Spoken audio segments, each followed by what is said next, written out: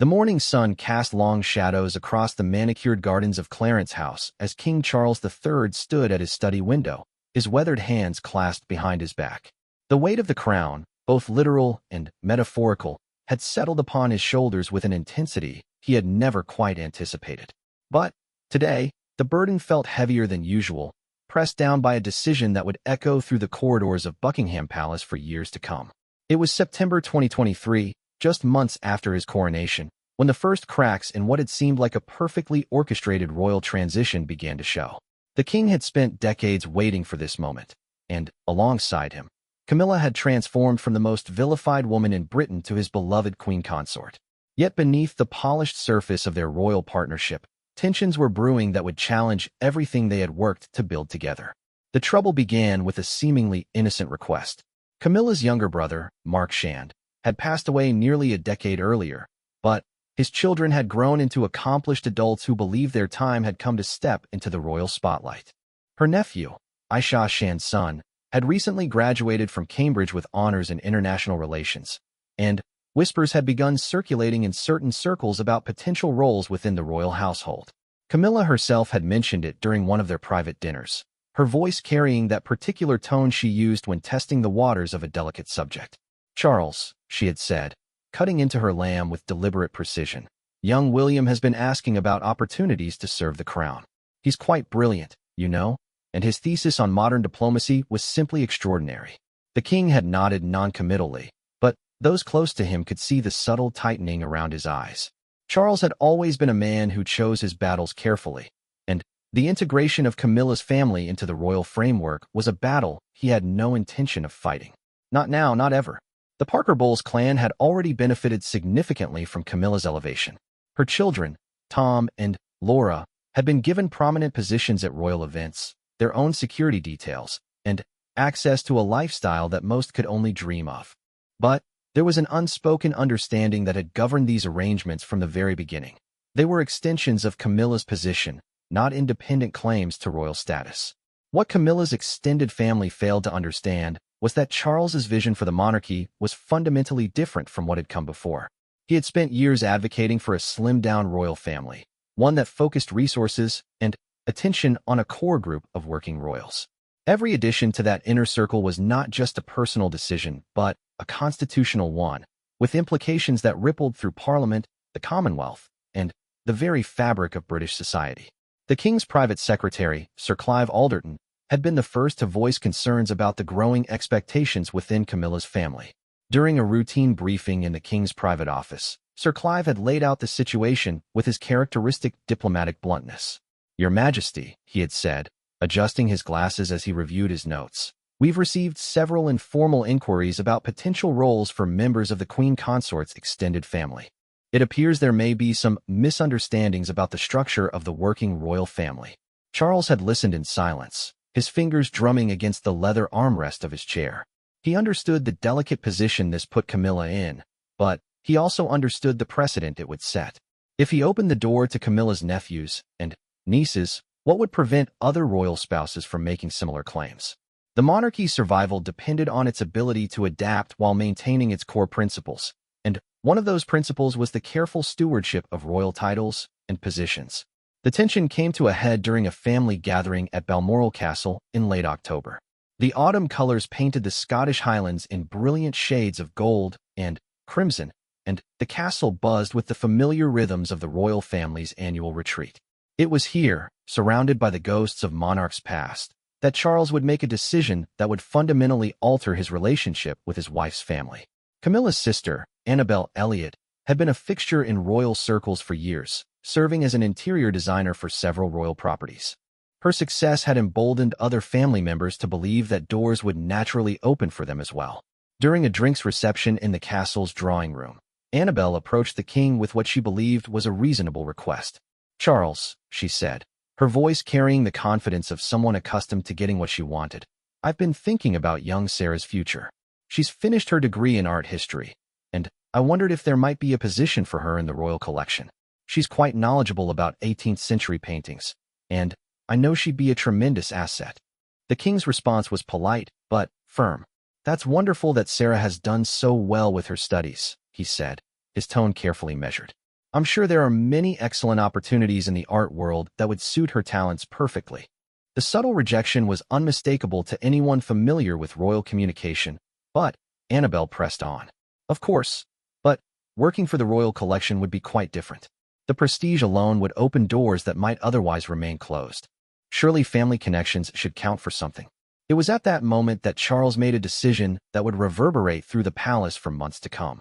Looking directly at Annabelle, his voice took on the unmistakable authority of a monarch who had made up his mind. I'm afraid that's precisely why it's not possible, he said. The Royal Collection Trust maintains its reputation through merit-based appointments. Family connections, while personally meaningful, cannot be a factor in professional decisions of this nature. The silence that followed was deafening. Other conversations in the room seemed to pause as the weight of the king's words settled over the gathering. Camilla, who had been chatting with Princess and near the fireplace, turned at the sound of her husband's authoritative tone. The look that passed between them spoke volumes about the conversation they would need to have in private. But Charles wasn't finished. Over the following days at Balmoral, similar conversations took place with other members of Camilla's extended family. Each request was met with the same polite but unambiguous refusal. When Camilla's nephew asked about a position in the Foreign Office that might benefit from royal connections, Charles suggested he apply through normal channels. When her cousin inquired about participating in royal charity events as a representative of the crown, Charles explained that such roles were reserved for working members of the royal family. The pattern became clear. While Camilla's family would always be welcome in the king's personal life, they would not be granted the professional privileges that came with royal association. It was a line drawn in sand that quickly hardened into stone, and it created ripples of resentment that would test the bonds of family loyalty in ways none of them had anticipated. The implications of Charles's decision extended far beyond hurt feelings and dashed ambitions. Within Camilla's family, whispers began circulating about the king's coldness and lack of loyalty to those who had supported him during his difficult years. Some family members felt that after standing by Camilla during the darkest days of public criticism, they deserved some recognition of their sacrifice. What they failed to understand was that Charles's decision was not personal, but institutional. The king had witnessed firsthand how the inclusion of too many peripheral family members had complicated royal life in previous generations. He had seen how extended family drama could overshadow important work and create unnecessary controversies. His decision to limit royal roles to a core group of working royals was not just about efficiency, it was about survival. The palace staff watched these developments with a mixture of admiration and concern. Many applauded the king's firm stance, recognizing that it demonstrated a strength and clarity of vision that would serve the monarchy well. Others worried about the potential impact on Camilla, who found herself caught between her husband's institutional responsibilities and her family's personal expectations. Sir Clive Alderton privately noted that the king's handling of the situation revealed a side of his character that had been developing for years, but was only now being fully displayed. Charles had always been thoughtful and deliberate, but the crown had given him a new authority that he was clearly prepared to use when necessary. The man who had once been criticized for being indecisive was showing himself capable of making difficult decisions and standing by them regardless of personal cost. As the autumn days at Balmoral drew to a close, the royal family prepared to return to London and the resumption of their official duties. But the conversations that had taken place in the Highland Castle had changed something fundamental in the dynamics of the extended family. Lines had been drawn that could not be easily erased, and relationships had been redefined in ways that would take time to fully understand. Charles himself seemed remarkably at peace with his decision. During a final morning walk around the castle grounds, accompanied only by his protection officers and his beloved Jack Russell Terriers, he appeared to be a man who had made difficult choices but was confident in their necessity. The crown had given him many gifts, but perhaps the most important was the clarity that came with ultimate responsibility. For Camilla, the situation was more complex. She loved her family deeply and understood their disappointment, but she also recognized the wisdom in her husband's position. The monarchy they were building together would need to be leaner, more focused, and more purposeful than what had come before. Personal feelings, however valid, could not be allowed to compromise that vision. The stage was set for a transformation that would test every relationship within the extended royal family.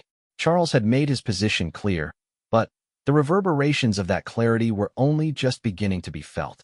In the halls of Buckingham Palace and the drawing rooms of London society, whispers were already starting to circulate about the new king's unexpected steal and the price that might be paid for crossing lines that had suddenly become much more firmly defined. What none of them could predict was how this initial rejection would grow into something much larger and more consequential, ultimately reshaping not just family relationships, but the very nature of royal service itself. The king had spoken, but the story of his decision and its consequences was only just beginning to unfold. Winter descended upon London with unusual harshness that year, and the cold seemed to seep through even the thick walls of Buckingham Palace. In the months following the Balmoral gathering, the conversations that had taken place in the Scottish Highlands continued to echo through the royal household, creating an atmosphere of tension that staff members could feel even if they didn't fully understand its source. Camilla found herself navigating an increasingly difficult position.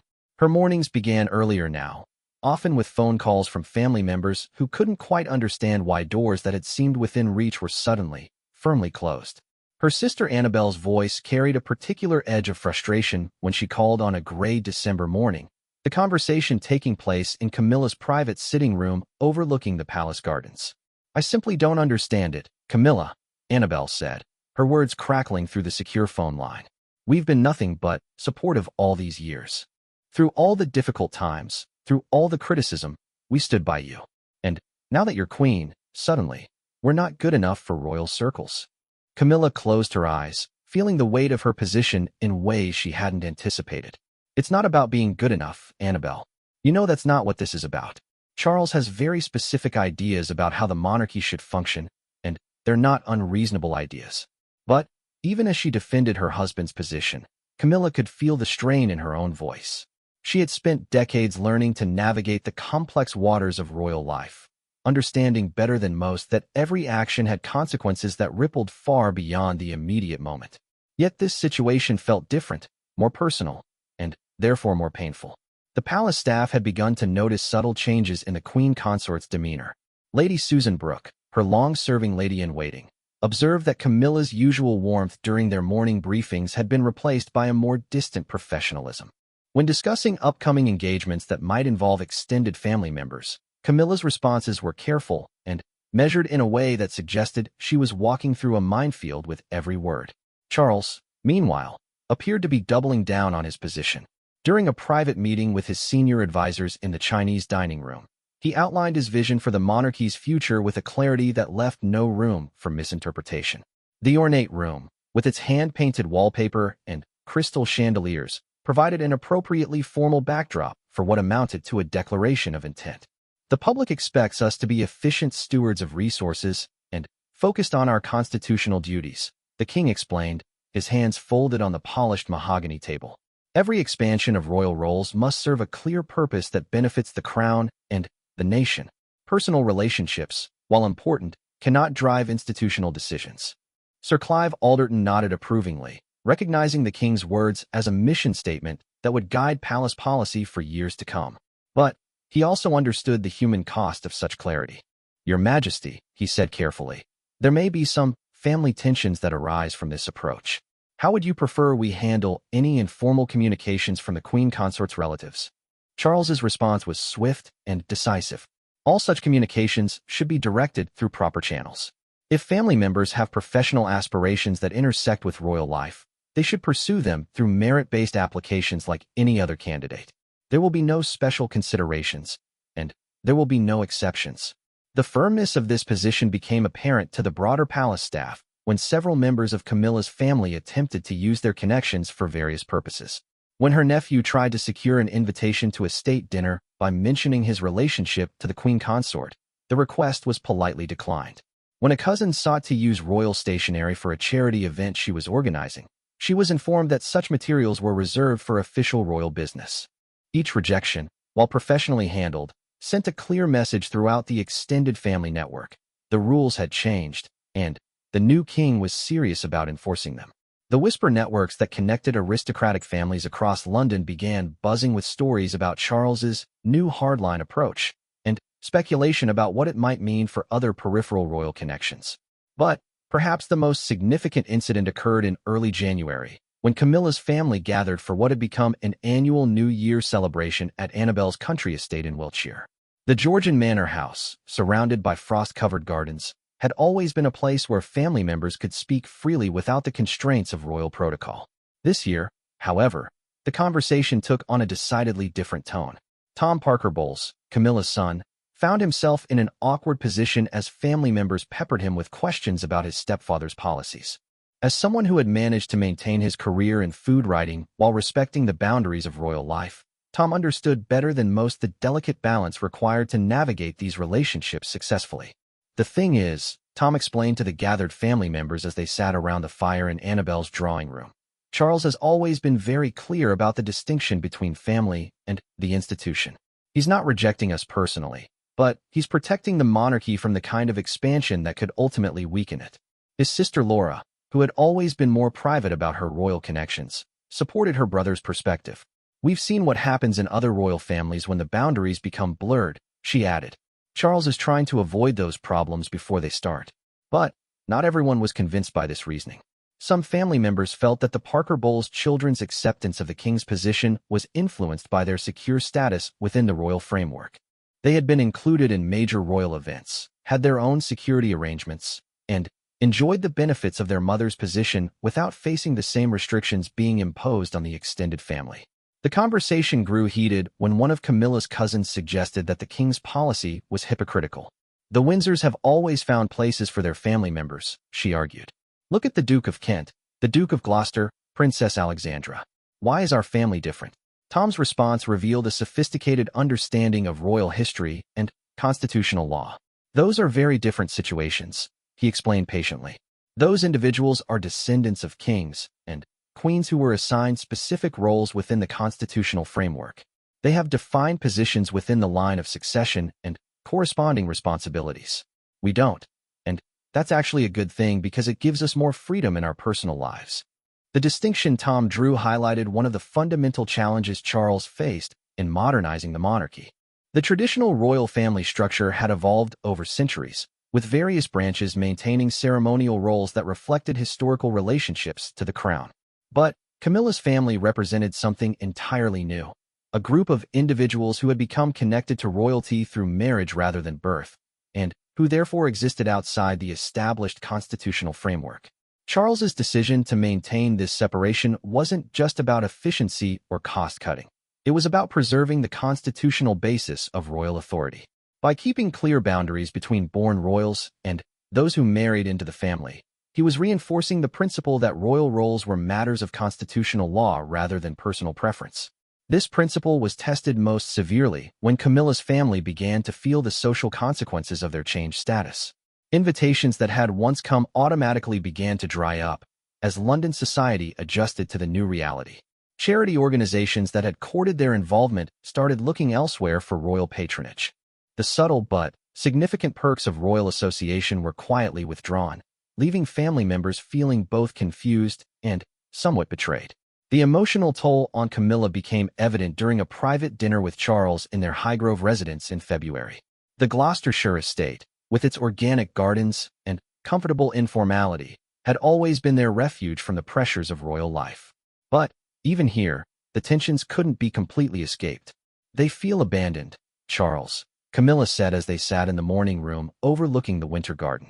I understand your reasoning, and I support it, but I can't ignore the fact that my family feels like they've been cast aside after years of loyalty and support.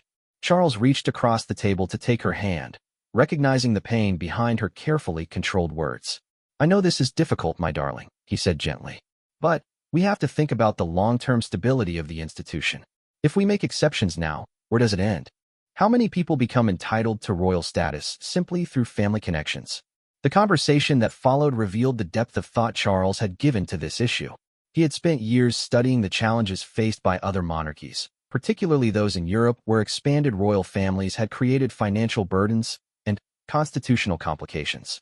The Swedish royal family's decision to limit princely status to direct heirs, the Dutch monarchy's streamlined approach to royal duties, and the Norwegian royal house's careful management of extended family roles had all informed his thinking. The British monarchy has survived for over 1,000 years because it has been able to adapt when necessary, Charles explained, his voice carrying the weight of historical perspective. Sometimes adaptation means expansion, but sometimes it means contraction. Right now, we need to consolidate our strengths and focus our resources on the core mission of constitutional monarchy. Camilla listened with the understanding born of decades spent learning about royal history and protocol. She had transformed herself from a private citizen into a working royal, and she understood better than most the sacrifices required to serve the crown effectively. But understanding didn't make the personal cost any easier to bear. The king's position was further reinforced by polling data that his advisors shared during a confidential briefing. Public opinion research showed that British taxpayers strongly supported a streamlined monarchy that focused resources on essential constitutional functions. The idea of expanding royal roles to include step-family members was viewed unfavorably by significant majorities across all demographic groups. Sir Clive presented these findings with his characteristic diplomatic precision. The public appears to distinguish quite clearly between the Queen Consort, who has constitutional significance, and her extended family, who are viewed as private citizens, he explained. Attempts to blur this distinction could undermine public support for the monarchy more broadly. These considerations, while politically crucial, did little to ease the personal tensions that continued to simmer within Camilla's family. As winter turned to spring, the gap between the royal couple and the extended Parker Bowles clan seemed to widen rather than narrow, setting the stage for confrontations that would test the strength of family bonds against the unyielding demands of constitutional monarchy. The silence that had begun at Balmoral was deepening into something more profound and potentially more permanent, creating fractures that would require careful navigation to prevent them from becoming irreparable breaks in relationships that had once seemed unshakable. Spring 2024 arrived with an unusual abundance of rain, turning the palace gardens into a verdant showcase that seemed to mock the growing tensions within the royal household. The seasonal renewal outside stood in sharp contrast to the relationships that were withering behind palace doors, as months of careful diplomacy finally gave way to open conflict. The catalyst for this transformation came from an unexpected source, a charity gala that had been planned for months as a celebration of Camilla's work with literacy programs. The event, scheduled for a glittering evening in May at the Victoria and Albert Museum, was intended to showcase the Queen Consort's commitment to education while raising funds for reading initiatives across the Commonwealth. Camilla's family had naturally assumed they would play significant roles in the event. Her sister Annabelle had already begun planning her outfit, certain that she would be seated at the high table alongside other distinguished guests. Her nephew had started networking with potential donors, presenting himself as a representative of the royal household's interests. Even more distant relatives had begun making inquiries about attending what they saw as a family triumph. The first sign of trouble came during a planning meeting in Camilla's private office at Clarence House. Her private secretary, Sophie Densham, had been carefully reviewing the guest list when she noticed several names that shouldn't have been included in the VIP category. The conversation that followed would mark the beginning of the end for any pretense of family harmony. "Ma'am," Sophie said delicately, consulting her tablet as she reviewed the arrangements, "I noticed that several of your family members have been listed for the royal reception before the main event. I wanted to confirm whether these placements align with His Majesty's preferences regarding family participation in official functions." Camilla felt her heart sink as she realized what was happening. Her family, operating under assumptions that were no longer valid, had been making plans that directly contradicted Charles's carefully established boundaries. The collision between family expectations and royal protocol was about to become unavoidably public. "I think," Camilla said slowly, choosing her words with the care of someone walking across thin ice, "we need to review these arrangements with the King's office before proceeding. There may be some adjustments needed." The adjustments, when they came, were swift and decisive. Charles's private secretary delivered the King's position in language that left no room for misinterpretation. Members of the Queen Consort's extended family would be welcome to attend the gala as private guests, but they would not participate in any official capacity, would not be included in royal photographs, and would not be presented as representatives of the crown. The news reached Camilla's family through a series of carefully worded phone calls that attempted to soften the blow while making the new reality crystal clear. But diplomatic language could not disguise the fundamental message. They had been demoted from family participants to paying customers, expected to purchase their own tickets, and attend without any of the special recognition they had anticipated. Annabelle's reaction was swift and furious. The phone call she made to Camilla that afternoon shattered any remaining pretense of family unity, with words spoken in anger that could never be fully taken back. "This is absolutely ridiculous, Camilla," she said, her voice shaking with rage. "We've supported you through everything, stood by you when the entire country was against you, and now you're treating us like strangers. Is this what loyalty means in your new world?" Camilla's response revealed the depth of her own frustration and pain. "You think this is easy for me?" she replied, her carefully maintained composure finally cracking. "You think I enjoy having to choose between my husband's constitutional responsibilities and my family's feelings? I didn't ask for this situation, but I'm trying to navigate it in a way that serves everyone's best interests." But Annabelle was past the point of accepting explanations. "Everyone's best interests?" she shot back. "What about our interests? What about the years we spent supporting your relationship when it would have been easier to walk away? What about the criticism we endured by association? Apparently, none of that matters now that you've got your crown." The conversation ended with harsh words and slammed phones, creating a rift that would prove difficult to repair. But it was only the beginning of a series of confrontations that would test every family relationship within the Parker Bowles network. Word of the charity gala situation spread quickly through London's tight-knit social circles, where the subtle gradations of royal access were understood and analyzed with the intensity of academic research. Society hostesses began recalibrating their own events, uncertain about the new protocols surrounding Camilla's family. Charity organizations wondered whether their long-standing relationships with Parker Bowles family members would continue to carry any weight in royal circles. The confusion was compounded by mixed signals from different parts of the royal establishment. Some palace departments continued to treat Camilla's family with the courtesy due to royal relatives, while others had clearly received instructions to maintain strict boundaries. This inconsistency created awkward situations where family members found themselves welcomed in one context and politely excluded from another. Tom Parker Bowles found himself increasingly serving as an unofficial mediator between his mother's royal duties and his extended family's expectations. His position was particularly delicate because his own relationship with the king had remained warm and respectful, based largely on his consistent understanding of appropriate boundaries.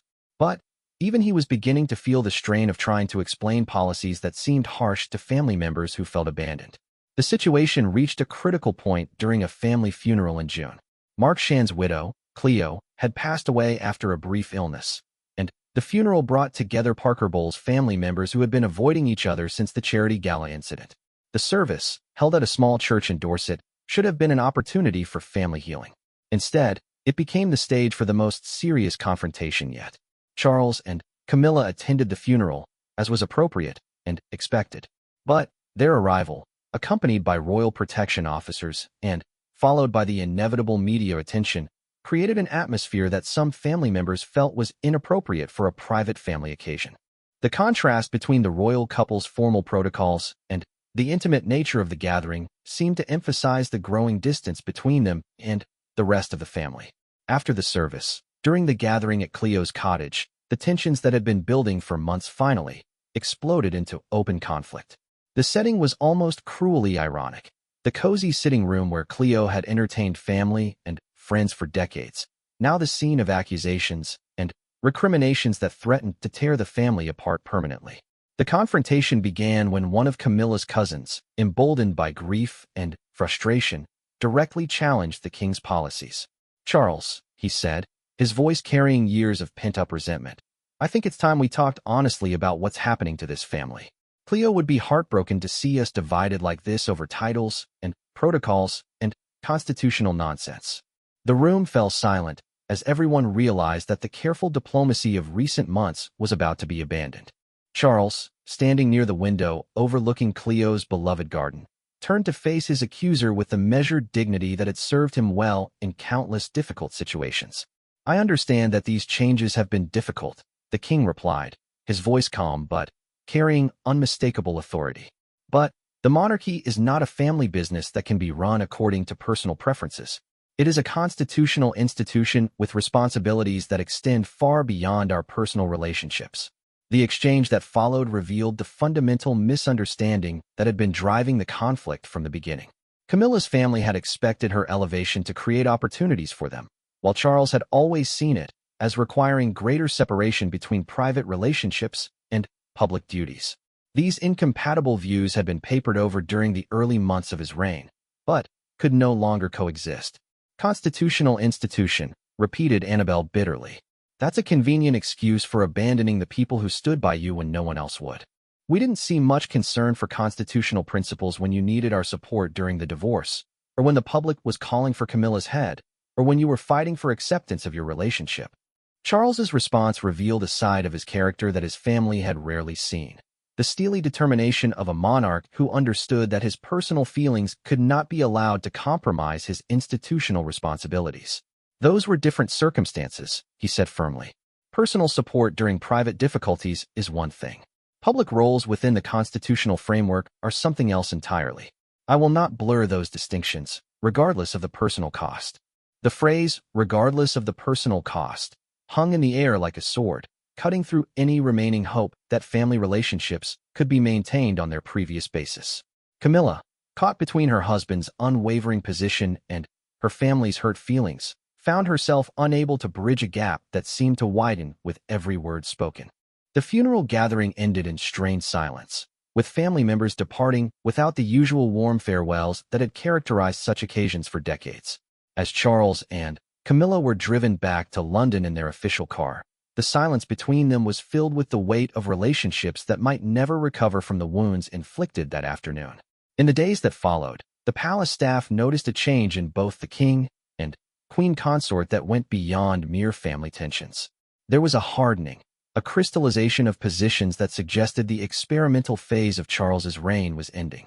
The man who had spent decades advocating for a more accessible monarchy was discovering that accessibility came with costs that he was not prepared to pay.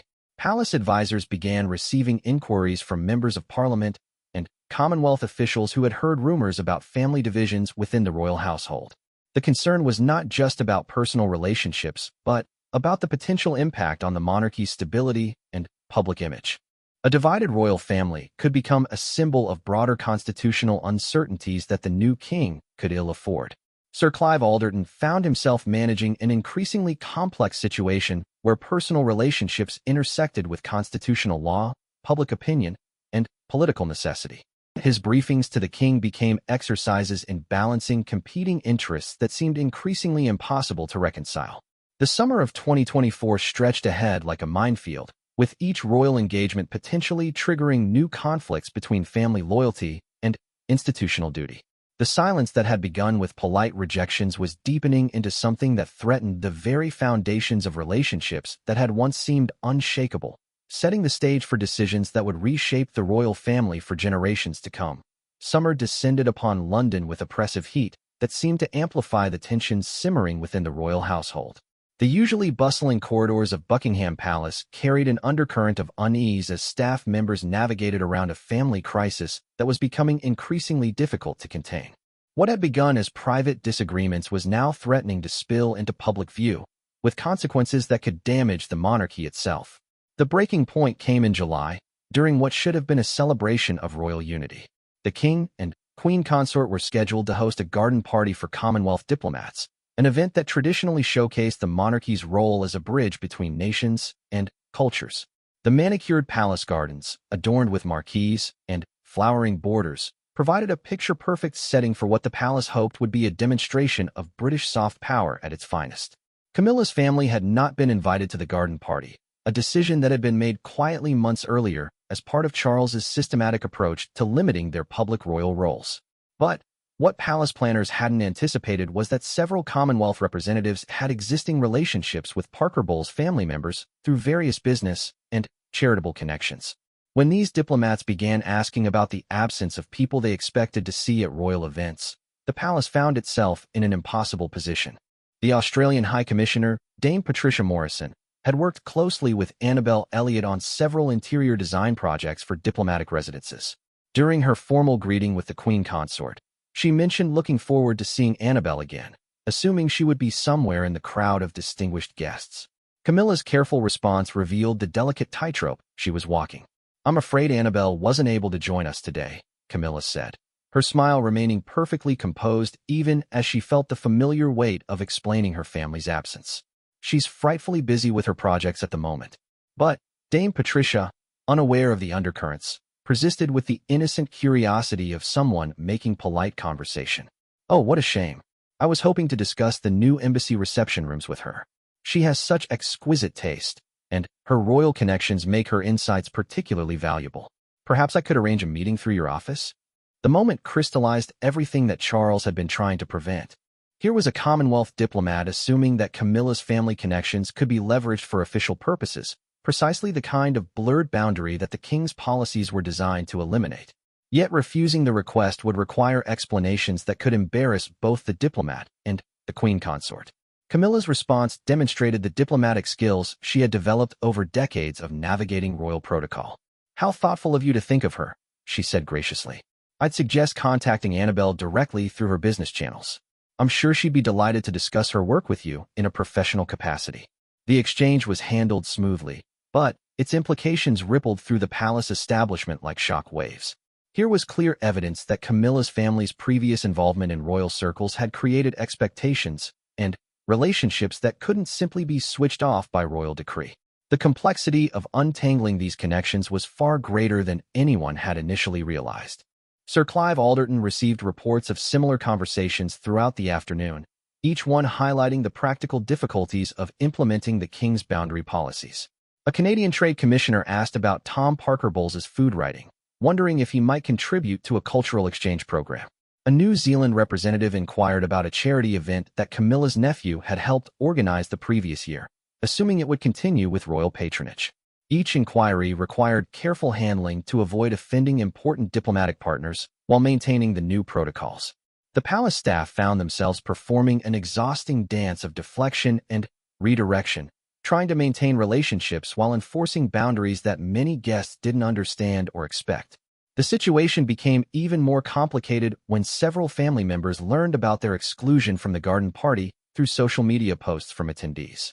Photographs of the event, shared across various platforms, made it impossible to hide the fact that a major royal occasion had taken place without the participation of people who had been regulars at such events for years.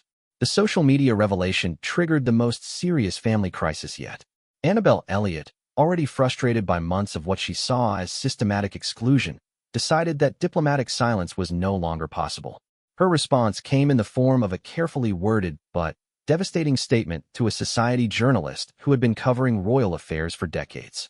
"It's become clear that loyalty and family bonds mean very different things to different people," Annabelle said in the interview, published in a prominent magazine known for its access to aristocratic circles. "Some of us believed that standing by people during their darkest hours would be remembered when better times arrived. Apparently, we were mistaken about the nature of gratitude and family obligation."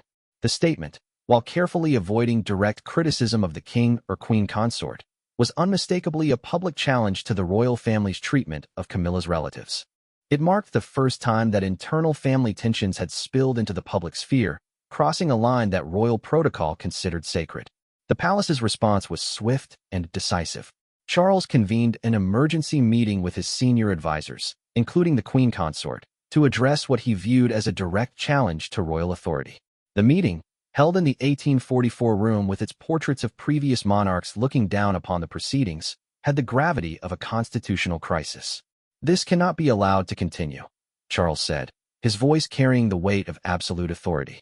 "Public criticism of royal family policies by anyone claiming to speak from a position of family connection is unacceptable. It undermines the dignity of the crown and suggests that royal decisions are subject to public negotiation." Camilla found herself in an impossible position, torn between defending her family's hurt feelings and supporting her husband's institutional authority.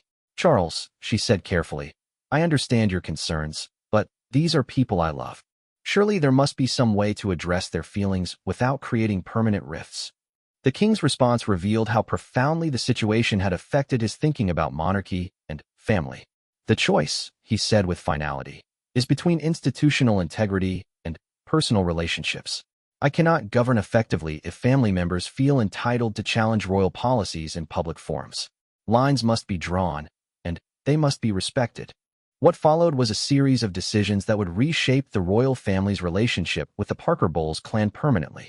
Charles instructed his private secretary to draft formal protocols governing family members' interactions with media, their use of royal connections in business contexts, and their participation in official events. The document, while couched in diplomatic language, amounted to a comprehensive code of conduct that left little room for misinterpretation. The protocol specified that family members who wish to maintain their relationships with the royal household must refrain from public commentary about royal policies, must not use their family connections for commercial advantage, and must understand that their personal relationships with the king and queen consort were entirely separate from any official royal functions.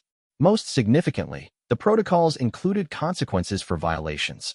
Family members who breached these guidelines would face complete exclusion from royal events, withdrawal of any security provisions, and cessation of all official contact. The message was clear: compliance would be total, or relationships would be severed entirely. When these protocols were communicated to Camilla's family through carefully orchestrated phone calls and meetings, the response was immediate and explosive. Several family members viewed the demands as an ultimatum that forced them to choose between their dignity and their family relationships. The idea that they should remain silent about policies that directly affected their lives struck many as both unreasonable and humiliating. Tom Parker Bowles, caught between his loyalty to his mother and his understanding of royal necessities, attempted to serve as a mediator one final time.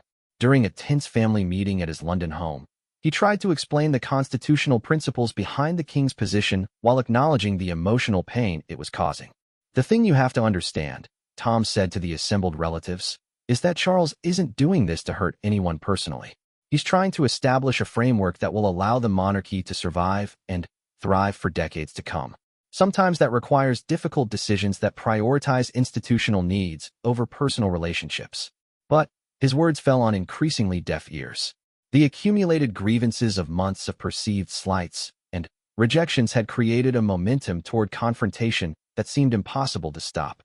Family members who had once prided themselves on their discretion and loyalty were now openly questioning whether those virtues were being reciprocated. The final break came when Annabel Elliot, feeling backed into a corner by the new protocols, made a decision that would sever her relationship with the royal family permanently. Instead of signing the agreement that would govern her future conduct, she chose to reject it entirely, issuing a statement that read like a declaration of independence.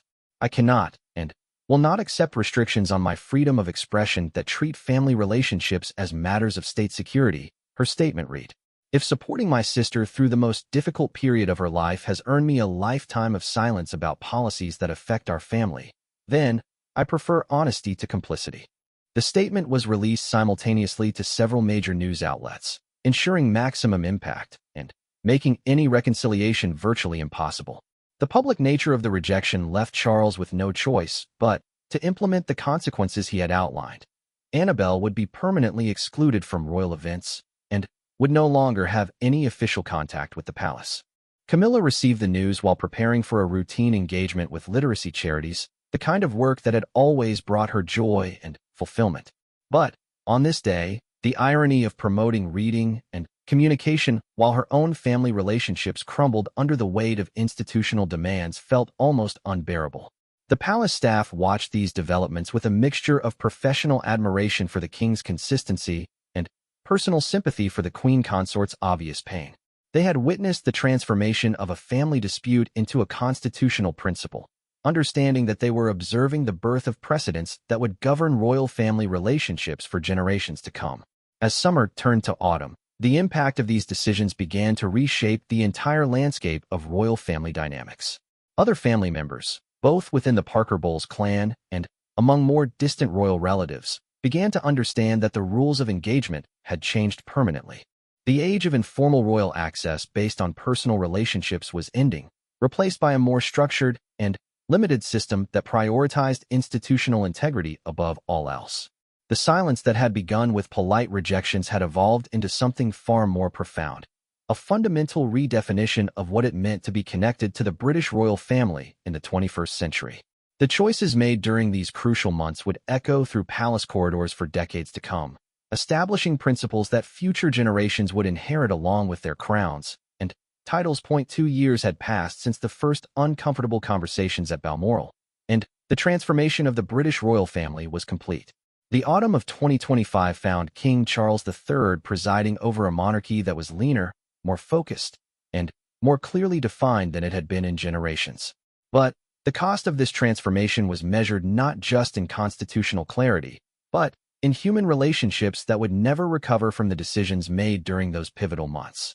Buckingham Palace had settled into new rhythms that reflected the king's vision of streamlined royal service.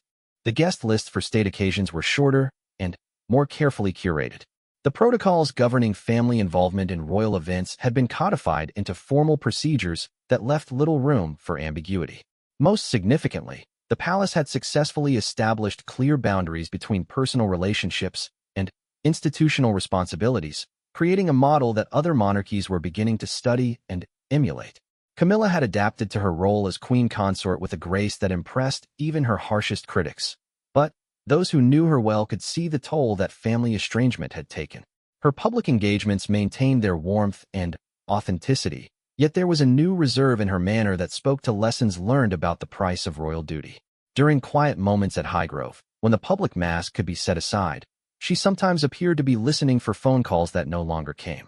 The consequences of the family schism had rippled through British society in ways that no one had fully anticipated. London's social circles had reorganized themselves around the new royal protocols, with hostesses and charity organizers carefully studying the palace's approach to family boundaries. The clear distinction between working royals and private citizens had actually simplified many social calculations, eliminating the gray areas that had previously caused confusion and diplomatic incidents. The Parker Bowles family members who had been excluded from royal circles had, somewhat surprisingly, flourished in their newfound independence. Freed from the constraints and expectations that came with royal association, several had pursued opportunities that might have been complicated by their previous semi-royal status. Annabel Elliott's interior design business had expanded internationally, benefiting from her reputation without the complications of royal protocols.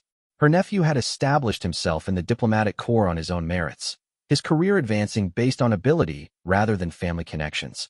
Yet the price of this independence was the permanent alteration of relationships that had once been central to their lives.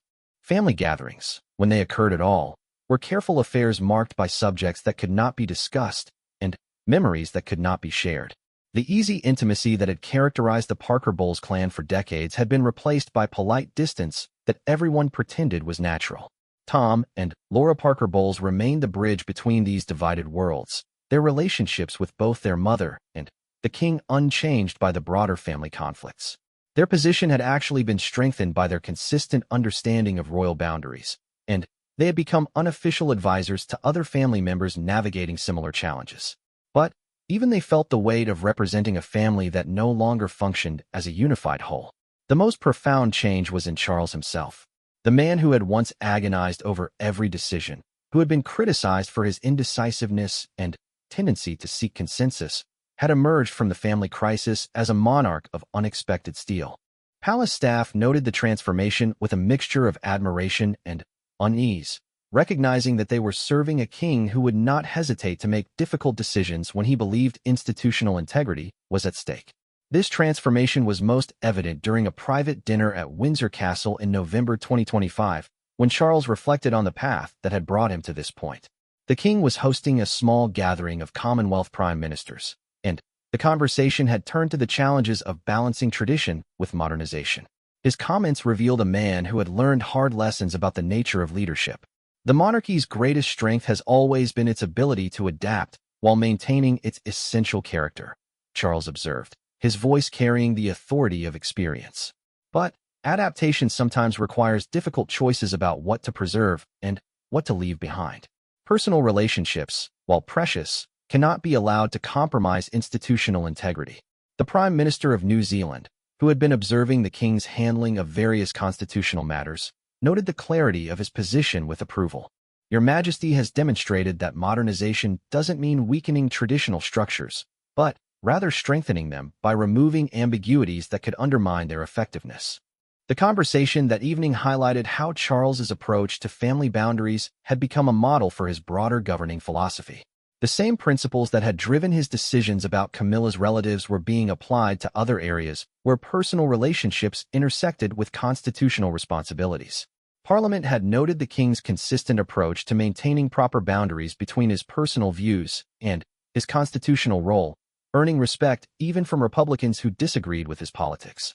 The international reaction to the British royal family's restructuring had been largely positive, with constitutional scholars praising the clarity of the new arrangements. Several European monarchies had begun implementing similar protocols, recognizing the wisdom of establishing clear boundaries between family relationships and official duties. The Swedish royal court, in particular, had adopted modified versions of Charles's policies, finding that they simplified both protocol decisions and public understanding of royal roles. But perhaps the most significant validation of Charles's approach came from an unexpected source: public opinion polling that showed increased support for the monarchy among younger demographics. The clear boundaries and streamlined structure appealed to citizens who had grown skeptical of institutions that seemed bloated or unclear in their purposes. The perception that the king was willing to make personal sacrifices for institutional integrity had actually enhanced his standing with the public.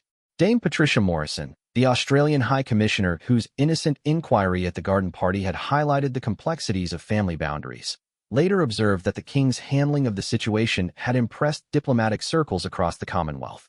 His Majesty demonstrated that he understood the difference between personal relationships and official responsibilities, she noted in a private communication to Canberra. That kind of clarity is invaluable in constitutional monarchy. The palace staff had also adapted to the new environment, finding that clearer protocols made their jobs easier rather than harder. The endless calculations about family sensitivities and competing loyalties had been replaced by straightforward policies that could be applied consistently. Sir Clive Alderton, reflecting on the transformation during his final months before retirement, noted that the king's decision to prioritize institutional clarity over personal relationships had actually strengthened the monarchy's long-term prospects. However, the human cost of these institutional victories could not be ignored. Camilla's quarterly dinners with her extended family had ceased entirely, replaced by occasional brief encounters that carried the formality of diplomatic meetings.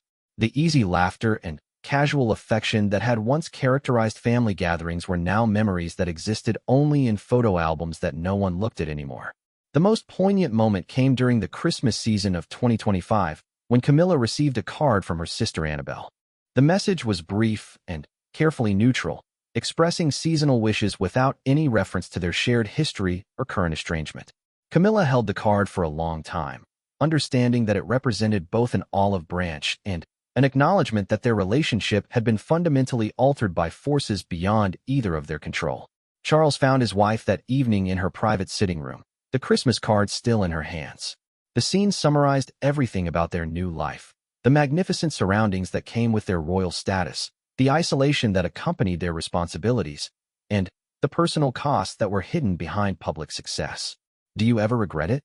Camilla asked quietly, not needing to specify what it referred to. The question had been implicit in many of their conversations over the past 2 years, but never directly stated. Charles sat beside her, taking her hand in the gesture that had comforted her through countless difficult moments. "I regret the pain it has caused you," he said honestly. "But I cannot regret doing what was necessary to preserve the institution we have sworn to serve. History will judge whether we made the right choices, but I believe we chose duty over convenience, and that is what monarchy requires." The conversation that followed was one of the most honest they had ever shared about the costs of royal duty. They discussed the relationships that had been sacrificed, the family members who no longer felt comfortable in their presence, and the loneliness that sometimes accompanied their elevated status. But they also acknowledged the strength that had emerged from these trials, the clarity of purpose that had replaced uncertainty, and the institutional stability that would benefit future generations. As 2025 drew to a close, the transformation of the British royal family was recognized as one of the most significant constitutional developments of the modern era. The king, who had once been criticized for indecisiveness, had established a model of monarchy that balanced tradition with adaptation, personal relationships with institutional requirements, and family loyalty with constitutional duty.